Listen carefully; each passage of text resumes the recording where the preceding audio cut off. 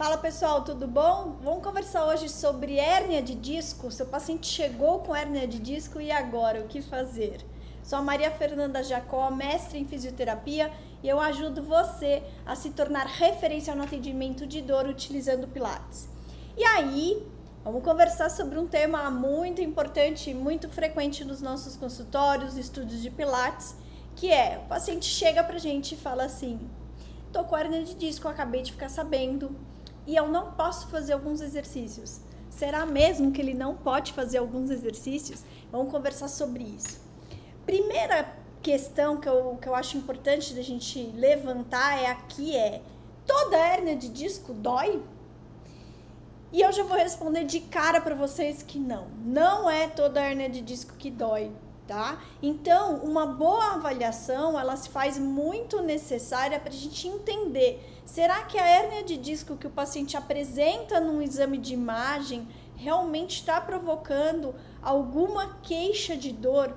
Ou será que a queixa de dor que o paciente apresenta, seja na cervical, seja na lombar, que são as regiões mais frequentes que aparecem em hérnia de disco, são essas dores que estão vindo em decorrência da hérnia de disco, ou são outras dores que o paciente estão apresentando e não faz jus àquela hérnia de disco? Então, acho que hoje é muito importante a gente pontuar todas essas questões para a gente deixar claro como que eu vou descobrir se realmente aquela hérnia de disco que o paciente fala que tem, que a gente realmente acredita e sabe que tem, mas será que ela está impactando na vida do paciente, na dor que ele está sentindo? E aí, para isso, eu trouxe hoje 3 casos clínicos que eu acho que com isso vai ficar mais fácil da gente desenhar aqui a nossa conversa e a gente entender o que pode aparecer pra gente no nosso dia a dia, no nosso consultório, clínica e estúdio de Pilates. Vamos lá, primeiro caso. Vamos supor que o paciente ele chegou assim pra gente com um diagnóstico de hérnia de disco, só que, como a gente sempre fala aqui, eu bato sempre nessa tecla, a gente tem que fazer uma avaliação, tá? E aí você começa a avaliar esse paciente e percebe que ele não tem nenhuma dor de quadro neurológico, ou seja, não tem nenhuma dor neuropática. Ah, professora, como é que eu sei isso, Mafê? Vamos lá. Você fez lá a anamnese, você conversou com esse paciente, aí depois você entrou na parte de avaliação de dor, você perguntou tudo de dor, inclusive quem quiser saber mais sobre isso, tem aula minha de dor aqui no YouTube, busca lá que eu passo o passo a passo de tudo que você tem que investigar sobre dor, e aí você já fez tudo isso, aí você chegou no exame físico desse paciente. E aí você foi lá, vamos supor que a hérnia de disco que ele chegou com esse diagnóstico seja na cervical.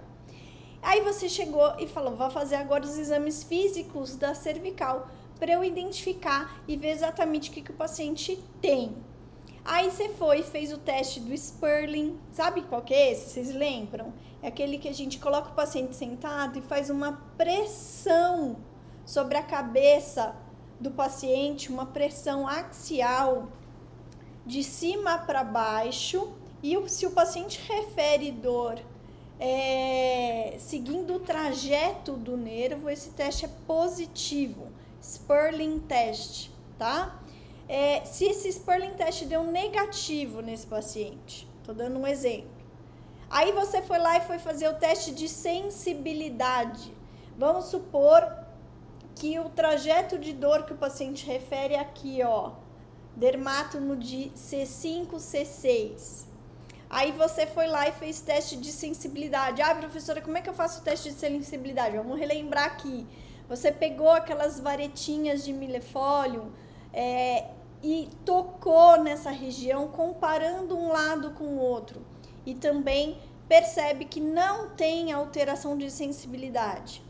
Aí você foi fazer os testes do miótomos, ou seja, de força muscular, e testou os miótomos referente àquela região de dor, ou seja, os miótomos referente a C5 e C6. e percebeu também que não tem diferença de força de um lado comparado com o outro. Então, o lado que o paciente sente dor não tem diferença com um lado contralateral. Ah, professora, qual que é o miótomo de C5? Faz força do bíceps braquial desse paciente, força da musculatura do ombro, né? Vários músculos do manguito são inervados C5, C6, tá? Você fez essa avaliação de força e deu normal. Aí você vai para o último ponto que você precisa avaliar, que são os reflexos. Faz o reflexo bicipital e observa como que tá esse paciente. Tá tudo normal? A dor dele não é no trajeto do dermátomo, a dor dele não é em queimação, ardência, formigamento, que são dores que são bem características, ou seja, que são qualidades de dor referente a uma dor de nervo. Então, gente, fique tranquilo que daí na sua avaliação você percebeu que a dor que o paciente traz, às vezes na cervical, não vem em decorrência a uma compressão radicular, ou seja, não vem em decorrência de uma hérnia de disco que esteja possivelmente comprimindo a raiz de C5, C6, tá certo? Eu dei exemplo genérico aqui, C5, C6, mas pode ser C6, C7, que também é bem comum, tá? Então, esse primeiro caso, que o paciente chega dizendo pra gente que tá com diagnóstico de hérnia de disco, que apresenta uma dor cervical, e você faz a avaliação e não identifica nenhuma questão associada a um déficit neurológico ou uma dor neuropática, fique tranquilo que a dor dele pode ser de um outro fundo que não necessariamente da hérnia de disco, tá? Que é interessante da gente lembrar aqui? Vou agora para a parte da dor lombar. 90% das dores lombares são de causas inespecíficas, gente. Isso é importante a gente lembrar, né? E aí você fala assim, nossa, professora, tudo isso? Sim, cientificamente a gente sabe que é tudo isso. 5% a 6% são de causas neurológicas. Ou seja, é quando eu identifico alguma questão de dor neuropática, tendo uma compressão radicular, onde eu identifico isso em exame ou não, tá? E os outros 4%, 3, 4%, são de causas graves, ou seja, quando eu entro num aspecto aí das bandeiras vermelhas que a gente já comentou aqui também no meu canal, ou seja, quando eu identifico fratura, câncer, infecção, ou questões graves que daí o paciente precisa ser encaminhado para um pronto atendimento o mais rápido possível, tá? Então, se eu tô falando de uma grande maioria aí que apresenta dor lombar ou até dor cervical, maioria das vezes precisa ser avaliado para a gente descartar um fundo neurológico. Então, por isso que eu trouxe um primeiro caso aqui para a gente discutir de uma situação muito comum, onde o paciente ele chega com o diagnóstico de hérnia de disco, mas muitas das vezes o quadro clínico aponta um outro tipo de dor, podendo ser uma dor nociceptiva, pode ser uma dor inespecífica, crônica já inespecífica, onde eu não encontro uma causa específica, ou até uma dor nociplástica aí, que daí a gente tem que olhar para outros aspectos psicossociais também associados a essa dor e alguns outros critérios que hoje a gente tem descrito na literatura que vai auxiliar no diagnóstico de uma dor nociplástica, ou seja, uma dor difusa, ela necessariamente precisa ser difusa, ela necessariamente vem acompanhada de uma comorbidade e ela também necessariamente, para ter o diagnóstico de uma dor nociplástica, precisa ter uma hipersensibilidade local, ou seja, com uma alodinia ou uma hiperalgesia, que daí também a gente tem alguns pontos importantes para serem avaliados para eu dar o diagnóstico de uma dor nociplástica, tá certo, gente? Então, que não é o objetivo aqui da aula.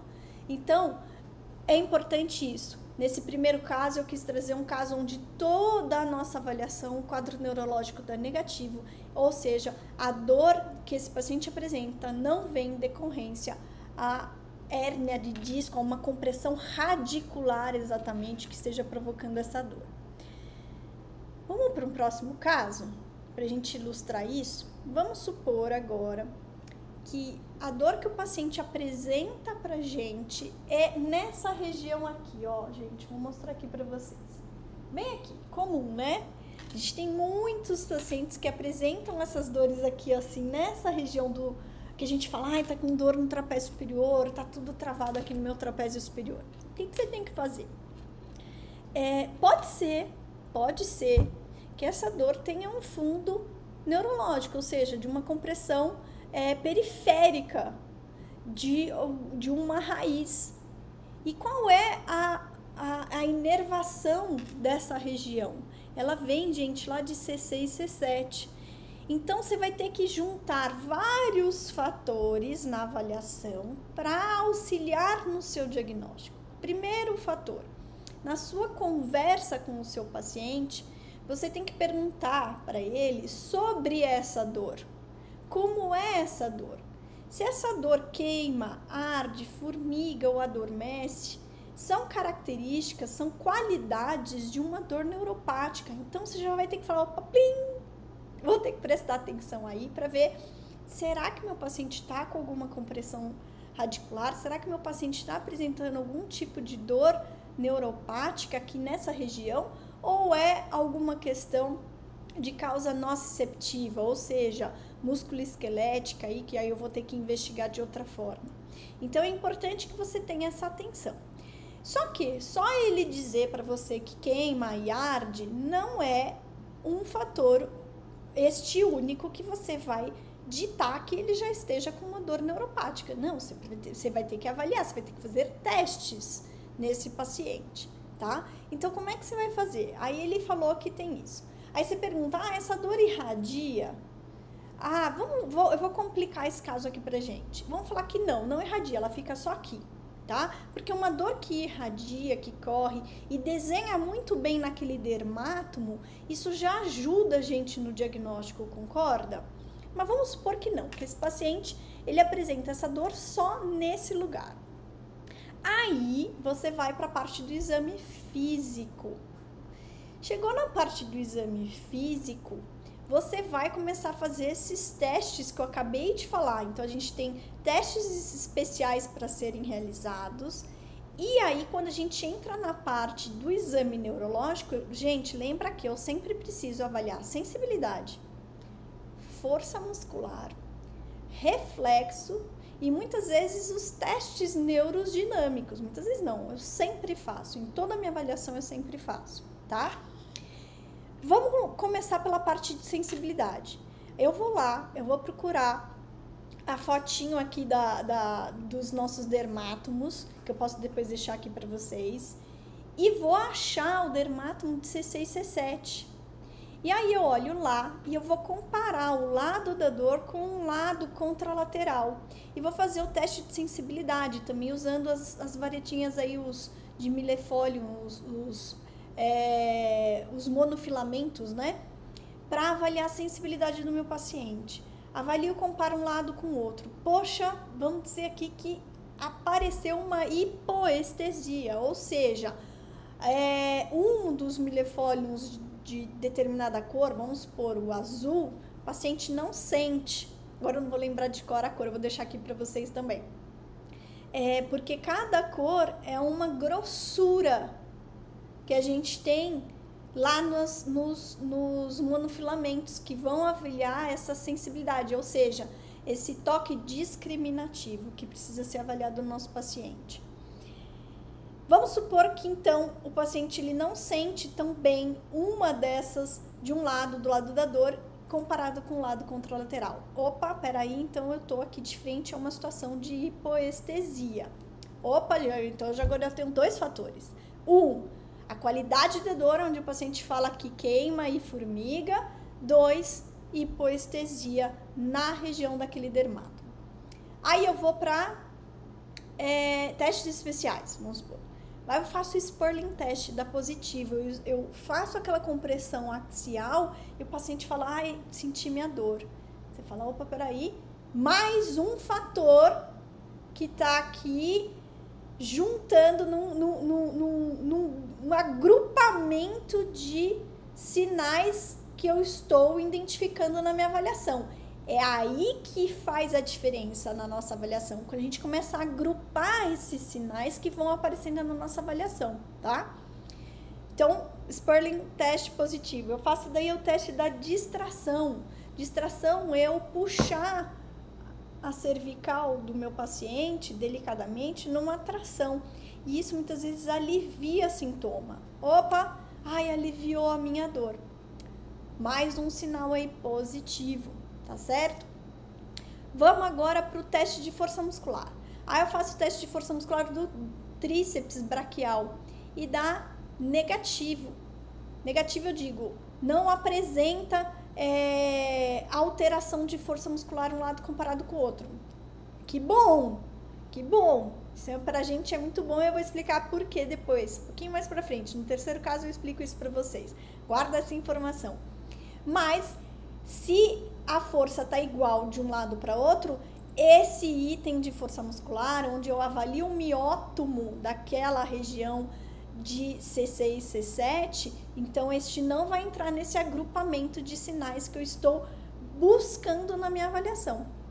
Aí eu vou para os reflexos, testo o bicipital, estilo radial e o tricipital. Vamos supor que o tricipital, o reflexo tricipital do lado da dor, tá mais diminuído, tem uma hiporreflexia comparado com o lado contralateral. Ixi, mais um item aí nesse agrupamento de sinais que eu estou identificando no meu paciente na minha avaliação. Então, eu já tô com 4 sinais, né? O da qualidade da dor, onde o paciente fala para mim que queima e formiga, adormece. Hipoestesia, Sperling teste e teste de tração positivos e reflexo com hiporreflexia no reflexo tricipital do lado esquerdo. 4 sinais aí. E vou para o último, eu vou fazer então os testes neurodinâmicos, ou seja, eu vou estressar os nervos do membro superior. E a gente tem 3 testes para serem realizados aí. Eu vou ver se eu consigo mostrar aqui para vocês. Deixa eu ver, vou mostrar nesse braço. Eu tenho que fazer o teste do nervo mediano, ulnar e o radial, que é aquele que eu escondo o dedo e levo o braço aqui para baixo ao longo do meu corpo e faço uma rotação interna. E observo se nesse estresse, nesse estiramento que eu realizo de todo o canal do nervo, se tem diferença de um lado para o outro, se no momento que eu já faço essa mobilização do nervo, se o paciente já refere a dor dele aqui na região dolorida ou até mesmo no próprio trajeto do nervo. Lembrando que a gente tem que fazer esse teste de uma forma muito delicada, tá? Porque se você já está de frente a um quadro que você já está desconfiando de uma dor neuropática, esse teste eu deixo sempre por último. Eu já vou de uma forma muito delicada porque eu sei que eu posso estar de frente de um teste positivo. Então, como é algo dolorido para o paciente, muito doloroso, eu tenho que ir devagar no momento que eu faço esse estiramento aí do nervo do meu paciente, tá? Vamos supor então que deu positivo também esse teste. Aí eu já tenho então vários fatores que apareceram e que eu agrupei na minha avaliação. Ou seja, os sinais clínicos que o meu paciente apresenta na minha avaliação mostra para mim, indica para mim uma possível dor neuropática periférica, tá certo? E aí, essa dor, se você depois, por último, pegar o exame de imagem do paciente e realmente identificar no exame de imagem dele uma compressão radicular de C6 e C7 do lado esquerdo, que era o que eu estava dando exemplo aqui, ou seja, o exame de imagem confere, confirma o que o seu exame clínico mostrou, tá certo? Então é dessa forma que a gente faz. A gente não pode fazer o contrário. pegar o exame de imagem e falar, ah, tá com hérnia, mas será que a dor que o paciente está sentindo vem mesmo dessa hérnia? Então o exame clínico, ele tem que ditar pra gente muito e conduzir o nosso diagnóstico, onde o exame de imagem ele vai vir para complementar aquilo que você está desconfiando. E aí o tratamento ele vai ser específico para aquilo que você identificou, ou seja, um tratamento específico para aquela dor neuropática. Você não pode tratar daí essa dor achando que é uma dor de tensão de músculo de trapézio, que não é, gente. O fundo é neurológico, tá? De uma compressão radicular. Ficou claro aqui? Então, voltando ali para o tema da aula, seu paciente ficou com hérnia de disco e agora a gente tem que avaliar, porque eles podem sim trazer hérnias de disco, até porque a gente sabe que após os 30 anos a gente vai desenvolver hérnias de disco ao longo da nossa vida, e a cada década a gente pode desenvolver uma hérnia de disco a mais. Então, todos nós temos, eu tenho também, eu sei que eu tenho. A questão é, ela está me provocando dor naquele momento ou não? Sabendo também, tem uma aula minha só sobre isso, onde eu trago os estudos científicos sobre a progressão da hérnia de disco. A gente sabe também que acompanhando esses pacientes por um ano, essas hérnias de disco, elas regridem, inclusive as mais extrusas, as sequestradas, elas chegam a ter uma reabsorção em até 94% dos casos, tá? Depois eu deixo essa aula aqui para vocês, está aqui no meu canal do YouTube. Então é importante a gente saber disso. E aí, vamos para um terceiro caso que eu trouxe aqui, e que esse terceiro caso, o que eu quero mostrar para vocês? Vamos supor que eu tenho um caso muito semelhante a esse anterior que eu trouxe. Dor aqui nessa região do trapézio, mas vamos dizer que nesse caso a dor ela corre também pelo dermátomo, então eu tenho mais um sinal quando eu desenho essa dor no esquema corporal, né, que é aquele mapazinho que eu tenho do corpo humano. Então eu tenho dor local e irradiada naquele dermátomo. Vamos supor que seja um caso bem semelhante ao anterior. Eu tenho hipoestesia naquele dermátomo quando eu faço o teste de sensibilidade. Eu tenho hiporreflexia quando eu faço os testes reflexos do tricipital naquela região. Eu tenho Sperling teste e teste de distração positivo. E eu vou acrescentar mais uma questão aqui bem importante. O paciente apresenta déficit de força muscular do tríceps braquial, do lado acometido. Aí você fala, meu Deus do céu, e agora? E agora a gente está de frente a uma situação que eu preciso da avaliação médica em conjunto com o fisioterapeuta. Por quê? Se o paciente apresenta um déficit de força muscular, esse paciente ele precisa de um acompanhamento médico associado ao nosso trabalho para a gente acompanhar a progressão desse tratamento. Vai ser um tratamento cirúrgico ou vai ser conservador? Porque o caso anterior que eu trouxe, na maioria das vezes é um tratamento conservador, que o médico vai nos auxiliar no tratamento medicamentoso, enquanto a gente vai conduzir o tratamento conservador não medicamentoso, né? Ou seja, de analgesia local, de técnicas específicas para o tratamento daquela dor neuropática, isso no caso anterior. Agora, nesse terceiro caso que eu estou colocando aqui para vocês, o paciente apresenta esse déficit de força muscular, eu preciso que o médico acompanhe junto comigo e a gente acompanhe não só a evolução da dor, do quadro de dor, mas também a evolução da questão do déficit de força. Eu vou trazer esse exemplo agora para a parte lombar. Existem situações que a gente pega de compressões radiculares que podem provocar, por exemplo, o pé caído, que a gente chama. Então, uma hérnia de disco que faz com que o paciente perca a dorsiflexão. Então fica com o pé caído. Então, quando isso acontece com o meu paciente, eu preciso imediatamente encaminhar para um atendimento médico. Imediatamente. Porque se eu estou de frente a um paciente que perdeu praticamente, tá com um grau de força, a gente sabe que vai de 0 a 5, né? Vou colocar aí grau 0, 1, 2, gente, 3, eu tô numa situação muito grave, esse paciente precisa de uma cirurgia o mais rápido possível, porque senão eu posso perder a condição daquele nervo, e ele pode, com pouquíssimos dias, eu coloco aí em menos de 7 dias, perder aquela condução elétrica que eu preciso para depois restabelecer essa função da dorsiflexão do meu paciente.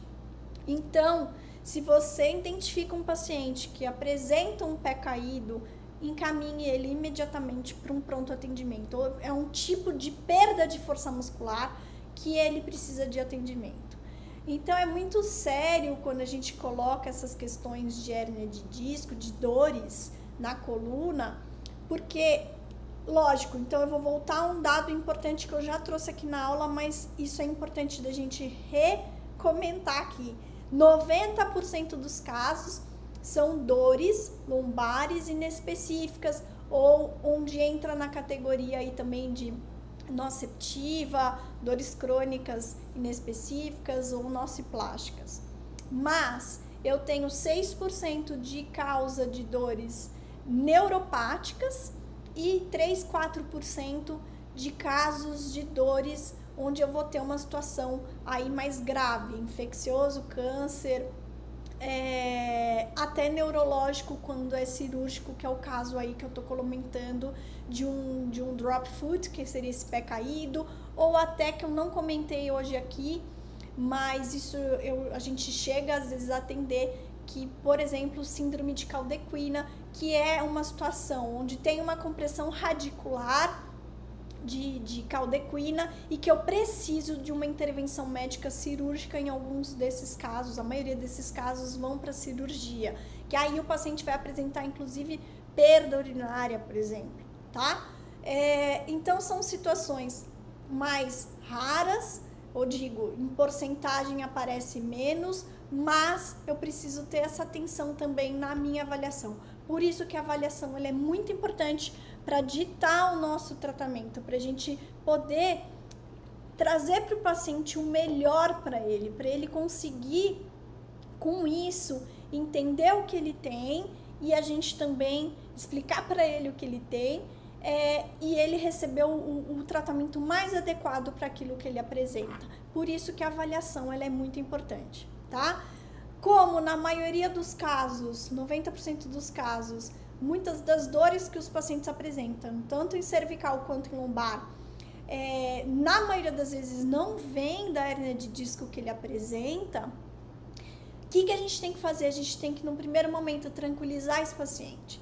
A gente tem que mostrar para ele que ele pode sim continuar fazendo os seus exercícios, que ele pode sim continuar a correr, que não vai ser essa hérnia de disco que vai limitar a vida dele, que ele nunca mais vai poder abaixar, pelo contrário, que ele pode dobrar a coluna, que ele pode abaixar, que ele pode agachar, que dor não é igual a inflamação. Eu também já trouxe essa informação aqui em outras aulas. Aqui também nesse momento é muito importante, quando eu começo então a tratar esse paciente, que eu identifico que a dor dele não é neuropática, não é dessa compressão radicular, eu preciso trazer educação em dor. Eu preciso explicar para ele que a hérnia não vai paralisar a vida dele, que ele vai continuar a poder viver normalmente, que até é melhor, porque quanto mais atividade física ele faz, mais exercício ele faz, melhor vai ser a saúde física desse paciente e com menos dor. E aí a gente tem que entender toda aquela neurociência da dor e toda os neurotransmissores que o exercício produz na gente para reduzir níveis de dores crônicas. Outra coisa que é importante da gente falar sobre o repouso. Tem muito paciente que fala, nossa, eu tô com hernia de disco, então eu preciso repousar. Não. Se eu tô dentro dessa categoria de eu tenho hernia de disco, mas a dor não tá vindo daí, o repouso não vai ser utilizado. O repouso, ele tem que ser relativo. Se eu estou de frente a uma dor neuropática, que foi o caso 2 e o caso 3 que eu trouxe aqui para vocês, mas como assim relativo? Se a dor não aparece quando a pessoa está em pé, ótimo, ela tem que continuar caminhando, ela tem que continuar fazendo as coisas dela em pé. Se a dor aparece só sentada, eu vou evitar um pouco mais essa posição sentada, eu vou adaptar essa posição para esse paciente não sentir dor naquela posição que provoca a dor dele. Então, eu tenho que tomar cuidado também com essa questão do repouso, tá certo? E mais um ponto aqui importante. Muitas das vezes que o paciente chega pra gente com esse diagnóstico de hernia de disco, ele vem muito assustado. Então, é do nosso papel também acalmar os seus medos, acalmar as suas evitações de movimento, mostrar para ele que é possível. E às vezes a gente não consegue fazer isso tudo numa primeira sessão. A gente vai devagar mostrando para ele que é possível, que ele consegue, que ele vai superar essa dor sem com que ele fique muito hipervigilante em cima daquela situação que ele está trazendo. Tá certo, gente? É isso hoje. Obrigada, até a próxima.